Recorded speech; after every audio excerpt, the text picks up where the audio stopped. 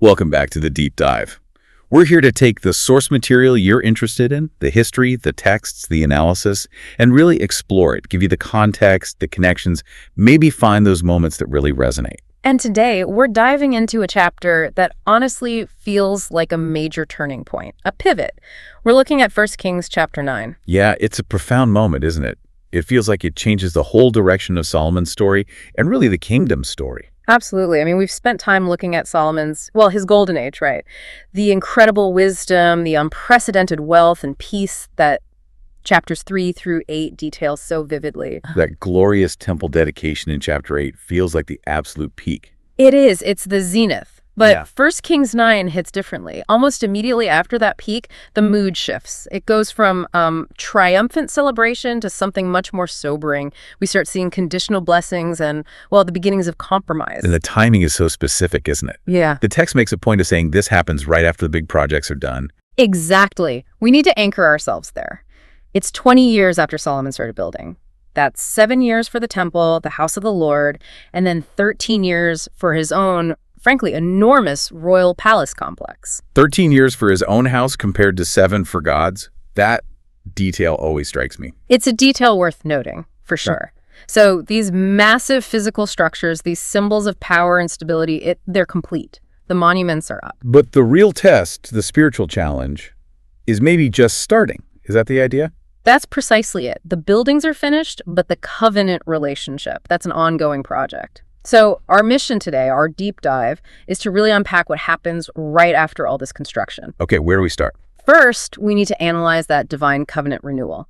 God speaks directly to Solomon. We have to look at the specific terms, the incredibly high stakes, and frankly, the terrifying conditions attached to the blessing. Right. Yeah. Then we pivot to Solomon the empire builder. We look at his international dealings, especially that surprising gift exchange with Hiram that didn't go so well. Ah, yes, the worthless cities. The infamous land of Kabul. And then we need to examine the sheer scale of his other projects, the infrastructure, the military buildup, and importantly, the social cost. Who paid the price for this golden age? Okay, let's get into that divine conversation. The sources really emphasize how significant this moment is, right after the 20 years of building. This isn't just God giving Solomon a pat on the back. No, not at all. The text says the Lord appeared to Solomon a second time. That detail is crucial. Why the emphasis on second? Well, think back to the first appearance. That was at Gibeon, early in his reign. That's when Solomon famously asked for wisdom. And God gave him wisdom plus riches and honor. Exactly. It was a moment of divine gifting and initiation. But this second appearance, it's different. God isn't primarily offering a gift here. He's responding. He's giving a formal, incredibly serious, and you could say final response to Solomon's dedication prayer back in chapter 8. So the stakes are higher this time, much higher. It signals that this message is foundational, non-negotiable. It's like God is saying, okay, you built the house, you played the prayer, now here are the terms for the future. It's the ultimate validation, yes, but it comes packaged with the ultimate ultimatum. And God does start with validation, right? He says, he heard Solomon's prayer. Yes, that affirmation is powerful. I have heard your prayer and your plea. He confirms. He has consecrated the temple, set it apart as holy, and he makes that incredible promise. His name will be there forever. His name, his presence. And he adds, my eyes and my heart shall be there perpetually. I mean, imagine hearing that. It's the ultimate assurance of God's constant presence and attention tied right to that specific place Solomon built. It validates everything Solomon aimed for. A promise of permanence for the dynasty, for the temple. But, and this is the pivot, as soon as that huge assurance is given, it's immediately qualified. That permanence is made explicitly conditional. Ah, so it's not a blank check. Not even close. It's an immediate shift from, the unconditional promise God made to Abraham and to Israel as a people to the very conditional nature of the covenant relationship, how Israel, and specifically the king, must live to maintain that blessing. And this is where the heart of the chapter really lies. Yeah. That conditionality, the promise that the Davidic dynasty itself, that guarantee of a successor on the throne, it all hinges on behavior. Solomon's behavior, his descendants' behavior. That's the crux of it. There's zero sense of automatic entitlement just because you're David's son or because the temple stands there. The blessing is tied directly, legally, you could say, to the king upholding his end of the deal. And the terms are pretty demanding. Very specific. Solomon must walk before God in integrity of heart and uprightness. He has to obey all the commands and statutes and the standard, the benchmark he's measured against. His father David. Explicitly. As David your father did. Okay, now this is where it gets tricky, and I know the sources wrestle with this. How can David be the gold standard here? Uprightness, integrity of heart. I mean, we know David's story. Bathsheba, Uriah. Those were catastrophic failures. Right, and that question forces us to confront one of the most profound theological points in the whole Old Testament, really. Yeah. What does God mean by righteousness or uprightness in this context? Is it about perfect performance? It seems impossible if it is. And it's not. David committed terrible sins, grievous sins, sins that had real painful consequences for him and his family, let's be clear. But, and this is the key, David repented. Genuinely, deeply. Psalm 51 is the classic expression of that brokenness and confession. Against you, you only have I sinned. Exactly. He showed a fundamental core devotion. He always came back to the covenant, even after failing spectacularly. The sources emphasize that God forgave David completely. So when God speaks to Solomon here, he's looking at David through the lens of forgiveness and sees that integrity of heart, that core commitment. So it's not about being sinless, but about the fundamental direction of the heart. And repentance when you fail. Precisely. David's heart, despite his actions at times, was fundamentally oriented towards God. His commitment to the relationship was perfect or upright in that sense. That's the standard for Solomon. Maintain that core devotion, that integrity, that willingness to repent and return. So the standard is high, but may be achievable through dependence on God's forgiveness. That's it. Flawless performance isn't the demand. Heartfelt, consistent devotion is. If Solomon keeps that focus, the blessing continues. But if his heart turns away, then comes the warning. Then comes the devastating counterpromise, a complete, terrifying reversal of everything the Golden Age represents.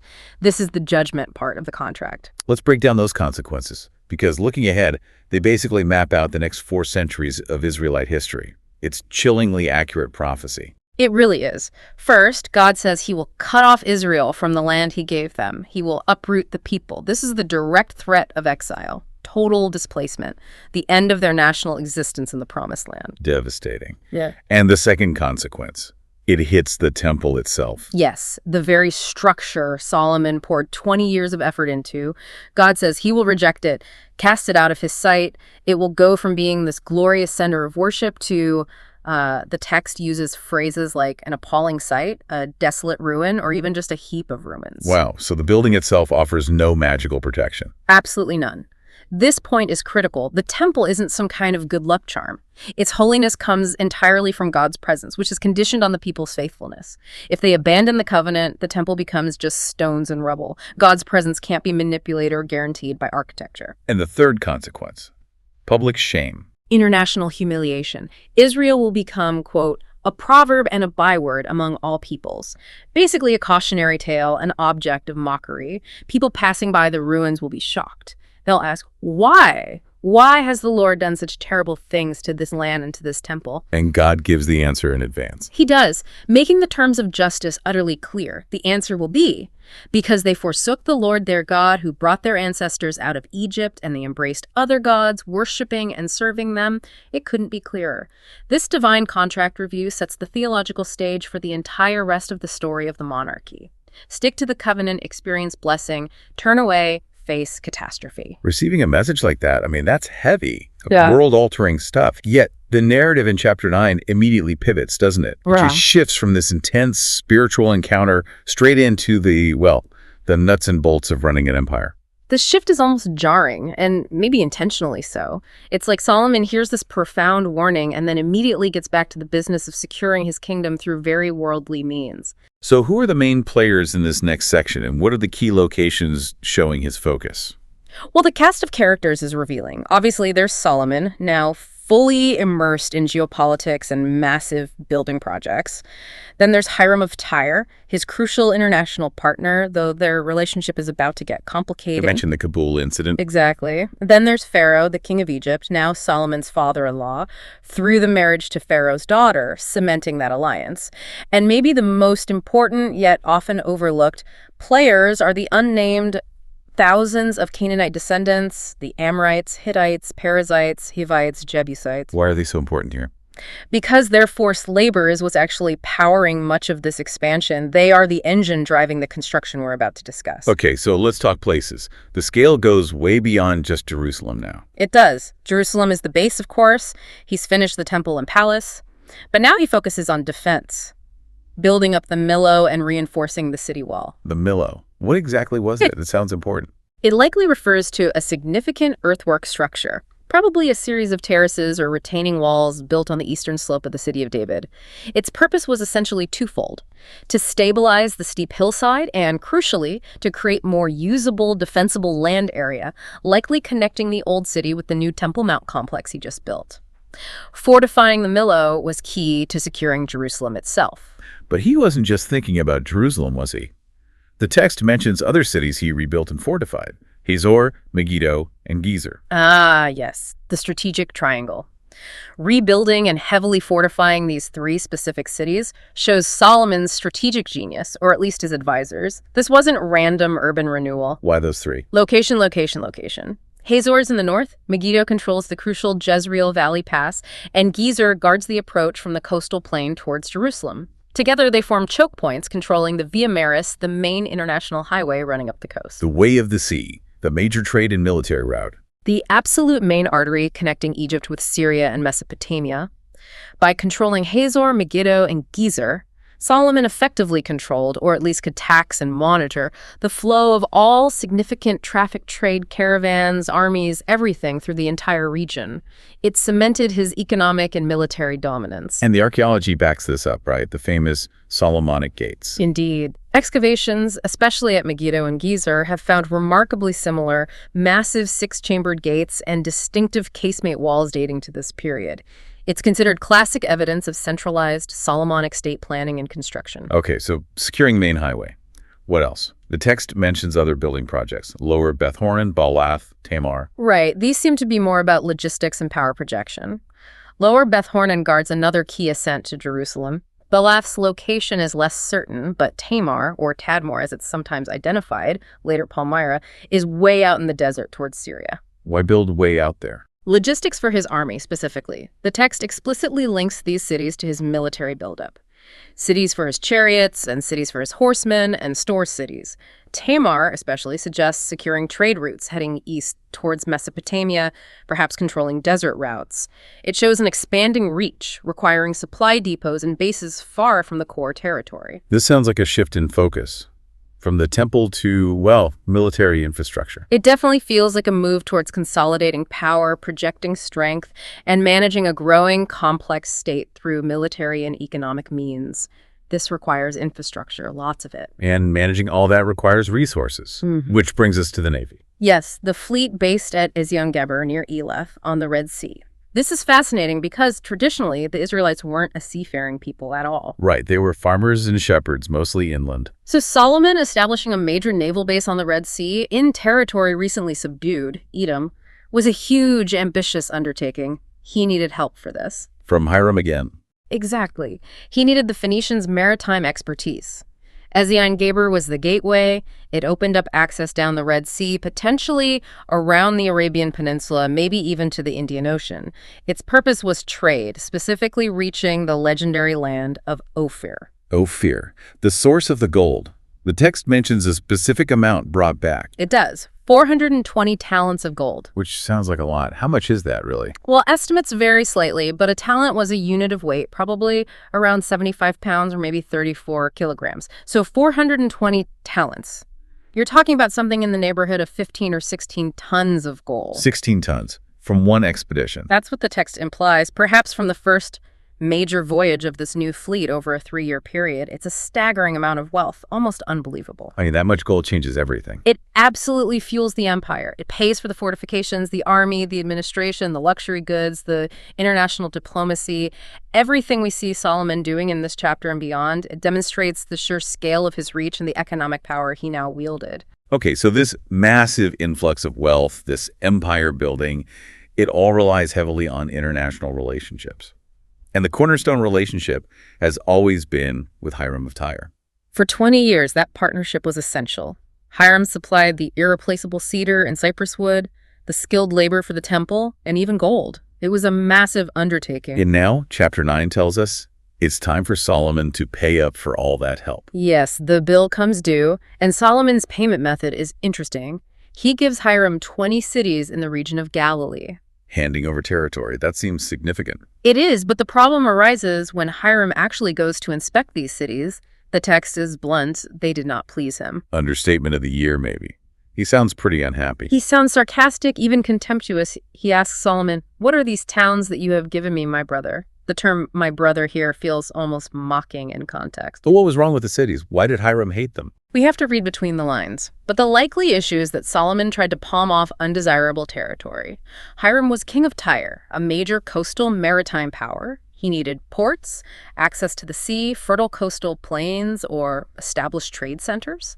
Galilee was mostly inland hill country, probably underdeveloped, maybe populated by non-Israelites. Solomon wanted to offload. So Solomon, the wise king, basically tried to stiff his biggest ally, offering him subpar real estate. It looks like it. It suggests a degree of arrogance, maybe? Or perhaps a misjudgment driven by Solomon's focus shifting inward onto his own land-based kingdom, forgetting what his partner actually valued. He treated part of Israel's inheritance as just a bargaining chip. And Hiram's reaction wasn't just disappointment. He gave the area a nickname. He did. He called the region the Land of Kabul. And the text makes sure we know this name stuck unto this day, meaning it was still known by that name when 1 Kings was written. What does Kabul mean? The meaning is debated, but the most common interpretation, based on the context and related Semitic words, is something like worthless, good for nothing, or pledged, perhaps implying land given as a security deposit that wasn't worth reclaiming. Whatever the precise meaning, it was clearly an insult. Wow. A major diplomatic blunder, it sounds like. A crack in the alliance. It certainly reveals tension, and it's a powerful literary moment, too. The wisest man on earth makes a deal that results in something being labeled worthless. It's maybe a subtle foreshadowing of Solomon trading things of real value, like covenant faithfulness, for things that ultimately don't satisfy. Yet despite this insult, the relationship doesn't completely collapse. Hiram still sends Solomon a huge amount of gold later. Yes, 120 talents of gold, which is still about 4.5 tons, a massive amount. And maybe even more importantly, Hiram provides the expert sailors, the shipmen who knew the sea, to man Solomon's new Red Sea fleet. So why continue the partnership after being insulted like that? Pragmatism, most likely. Business is business. The potential profits from the Ophir trade, facilitated by Solomon's control of the Red Sea route, were probably too enormous for Hiram to pass up, even if he felt cheated on the Galilee deal. Tyre needed the raw materials and access Solomon's empire could provide. And Solomon absolutely needed Hiram's sailors. He was completely dependent on their expertise. Israel just didn't have that tradition of deep-sea navigation needed for the Red Sea and beyond. So it becomes a relationship based more on mutual economic necessity than, perhaps, the earlier warmth and respect. The strain is there, but the profits keep it going. Okay, that makes sense. Now, what about the other major international relationship mentioned here? Egypt. Ah, yes, the Egyptian connection, cemented by Solomon's marriage to Pharaoh's daughter. This was a huge geopolitical move, probably seen as essential for securing Israel's southern border against a traditional superpower. But this chapter details a specific transaction involving Egypt that seems complicated. It involves the city of Gezer. Very complicated and ethically murky. The text says that Pharaoh, we don't know which one specifically, had previously attacked the Canaanite city of Gezer, conquered it, killed its inhabitants, and burned it down. Brutal. Standard practice for warfare then, maybe, but still grim. Grim indeed. And then Pharaoh gives this conquered, destroyed city to his daughter as a dowry, a wedding present, upon her marriage to Solomon. So Solomon gets Gezer, rebuilds it, and incorporates it into that strategic triangle we talked about, Hazor, Megiddo, Gezer. Exactly. From a purely military strategic perspective, controlling Gezer was vital. But think about the implications. What are the big ones? Well, first, Solomon is accepting territory that was taken by a foreign power through violence against the existing inhabitants within the Promised Land. It tacitly endorses Pharaoh's campaign. Second, it deepens his reliance on this Egyptian alliance. Which the law often warned against, right? Especially regarding Egypt and horses. Precisely. Deuteronomy 17 specifically warns the future king of Israel not to multiply horses for himself or cause the people to return to Egypt to acquire horses. Yet, Solomon's reign becomes famous for its vast chariot force, likely sourced heavily through Egyptian connections facilitated by this very alliance. So it's another step away from relying on God's covenant promises for security and towards relying on foreign alliances, military might, and, well, political maneuvering. That's exactly how it reads. Each of these international dealings, the strained Kabul transaction, the Egyptian marriage dowry, shows Solomon navigating the world stage with increasing reliance on human power, wealth, and strategic calculation, rather than the simple integrity of heart and uprightness God demanded. The compromises are beginning to accumulate. So we have these international dealings, the massive building projects Gezer rebuilt, the strategic triangle, the logistics centers, the Navy, and this incredible influx of gold. It paints a picture of immense power and activity. An empire in full swing.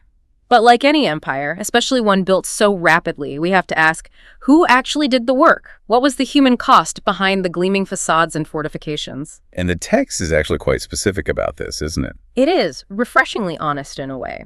It details Solomon's policy regarding labor, specifically forced labor. The term used is often translated as a tribute of bond service or forced levy. Who is subjected to this? Explicitly, the non-Israelite populations still living within the land.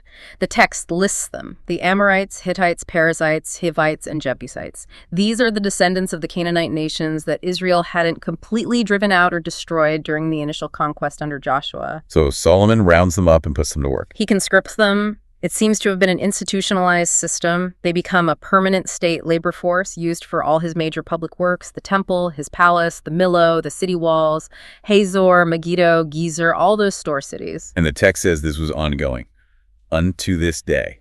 Yes, that phrase indicates that this wasn't just a temporary measure for the temple. It became a systemic long-term policy, an entrenched part of how the kingdom operated.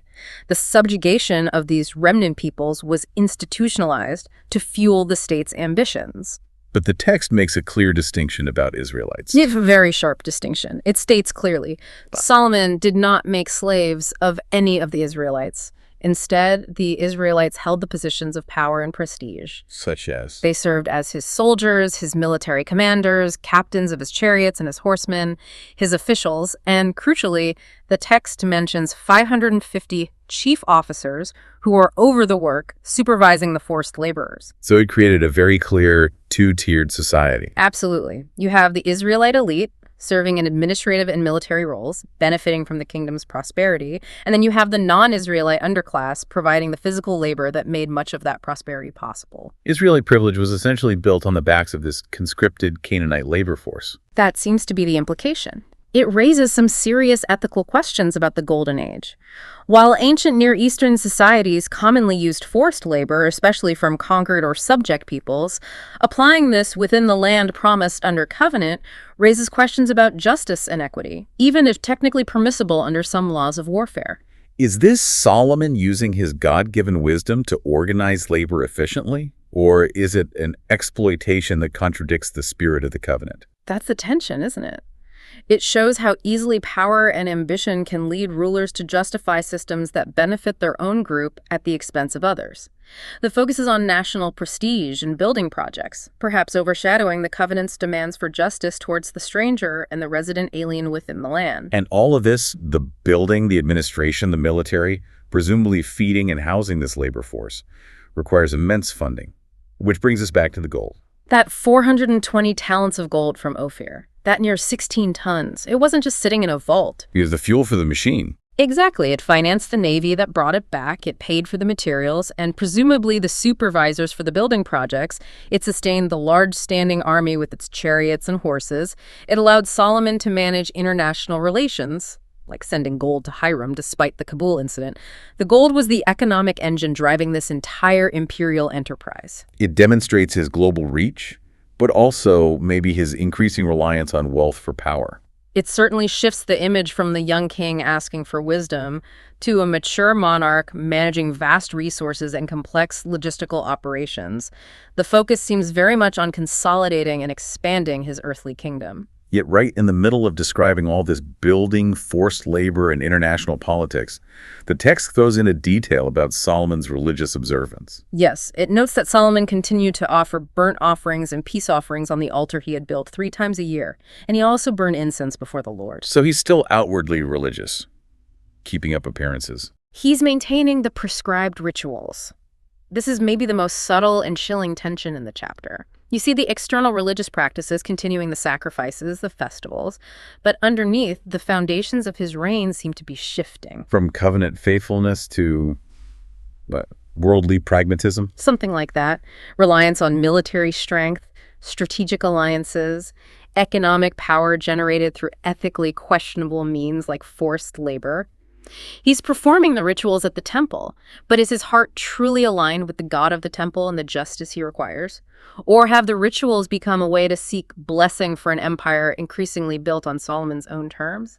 It's the beginning of a dangerous drift. This whole story in 1 Kings 9, with the conditional blessing, the warning of destruction, it feels like it's pointing beyond just Solomon's time. The temple itself, its glory and its potential ruin seems symbolic, like a type. Absolutely. The concept of typology is really important here. The physical temple in Jerusalem, as magnificent as it was, serves as a type, a foreshadowing of deeper spiritual realities. How so? Well, first, its very vulnerability. The fact that God explicitly warns it can be rejected and destroyed if the covenant is broken highlights the temporary nature of all physical structures, even the most sacred ones built by the wisest man. So it points towards something more permanent. Exactly. Solomon's temple, made of stone and gold, ultimately didn't last. It was destroyed. This points forward to the idea that the true, eternal meeting place between God and humanity wouldn't be a building made with hands. Which leads us to Jesus Christ. Precisely. Jesus identified himself as the true temple. Remember when he said, "Destroy this temple and I will raise it again in 3 days." He was speaking of the temple of his body. So Christ is the perfect fulfillment, the ultimate place where God dwells with humanity. Yes.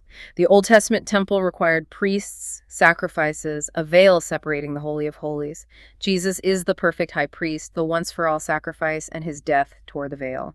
He is the perfect, unmediated meeting place between God and us.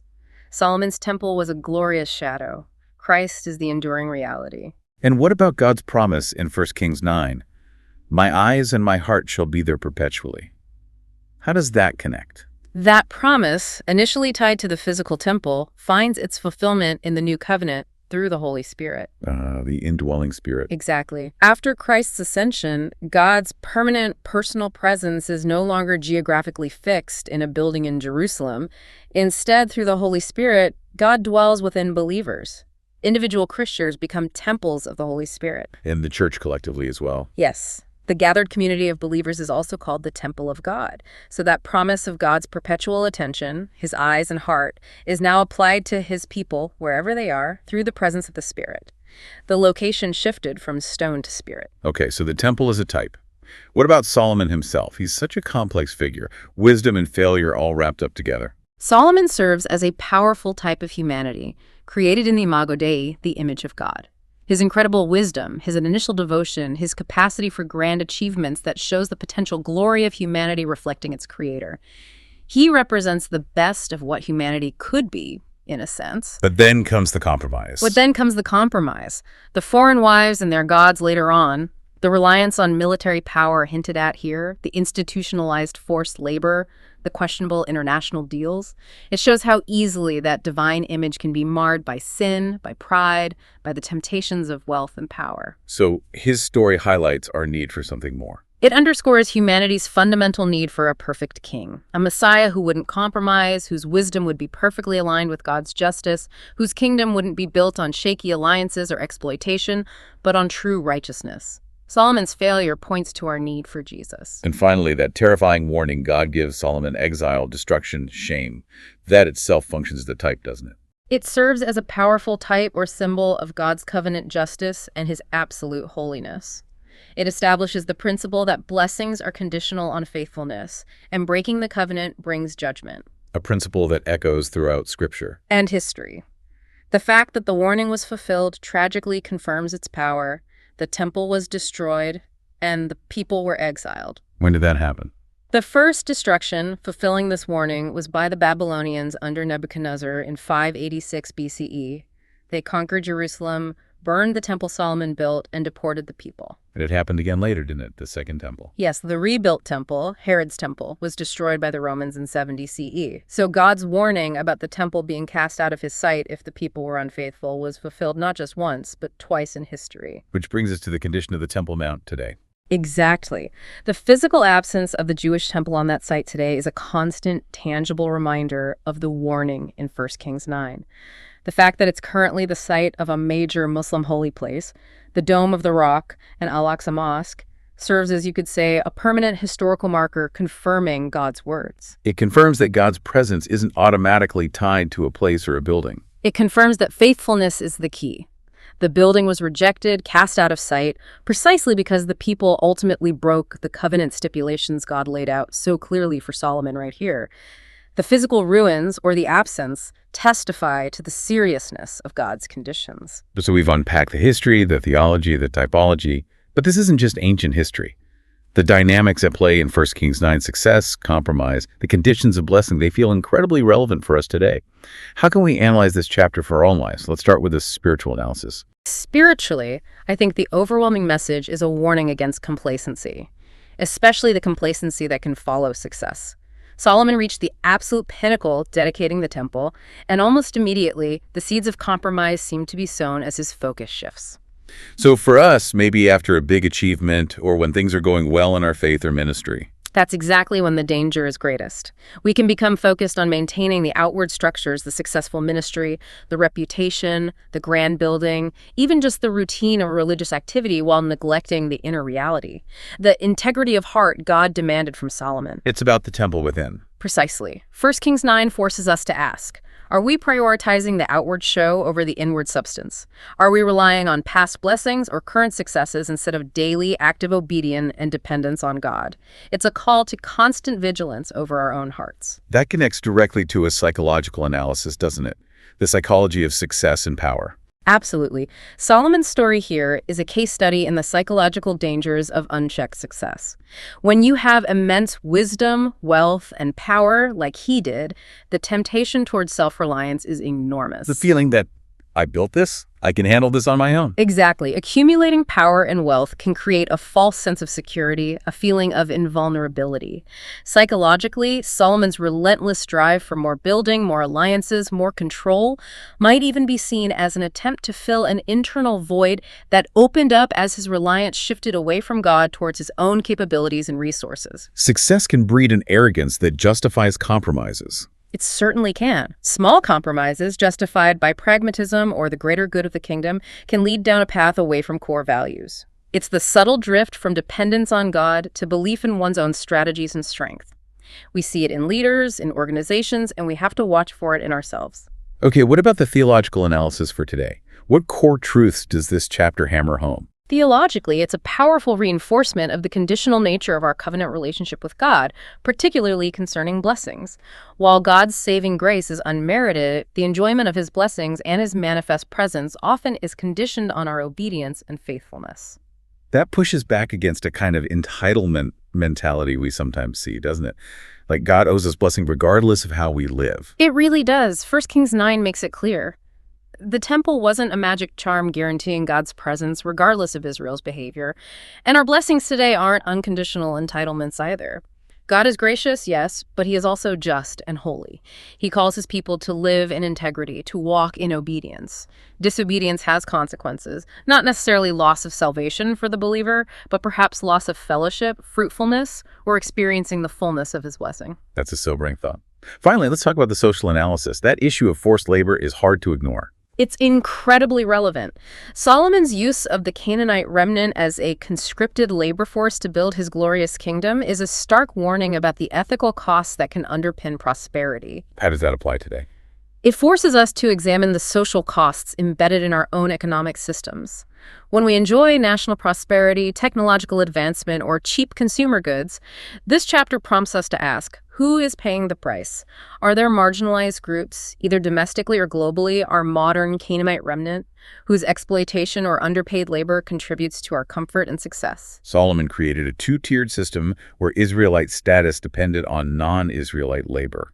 Are we part of similar systems? It's a question we have to ask. Our global supply chains are complex. Do our consumption habits rely on unjust labor practices elsewhere? Do our economic policies create or perpetuate inequalities? 1 Kings 9 challenges us to look beyond the glittering surface of our own golden ages and consider the justice implications. Are we pursuing prosperity in a way that aligns with God's call for justice and mercy for all, especially the vulnerable and the marginalized? It demands a level of ethical awareness about our lifestyle and economic choices. It really does. If the wisest king, blessed by God, could fall into justifying systemic injustice for the sake of national prestige and economic gain, then we need to be incredibly careful and intentional about building our lives, our communities, and even our nations on foundations of genuine justice and integrity, not exploitation. #outro. Well, this has been a really deep dive into 1 Kings chapter 9. It's such a pivotal chapter, isn't it? We see Solomon at the absolute height of his glory, receiving this incredible promise from God. The ultimate blessing, really. But it comes fused with this terrifyingly clear warning. The message is unmistakable. Success, wealth, even God's presence in the temple, it's all conditional. It depends on integrity of heart, on active obedience. And Solomon received that warning loud and clear. But as history unfolds, we see he didn't fully heed it. He started making those compromises, trading that divine assurance for more tangible, worldly forms of security. That core tension just resonates, doesn't it? The constant pull between covenant faithfulness and relying on our own strength, our own resources, our own clever deals. It's a subtle drift often, but it leads away from God.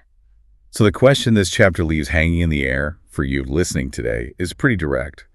If Solomon, the wisest and richest king ever, was tempted and ultimately succumbed to trading valuable resources, maybe even parts of his spiritual inheritance, for what his own ally called worthless cities, for the land of Kabul.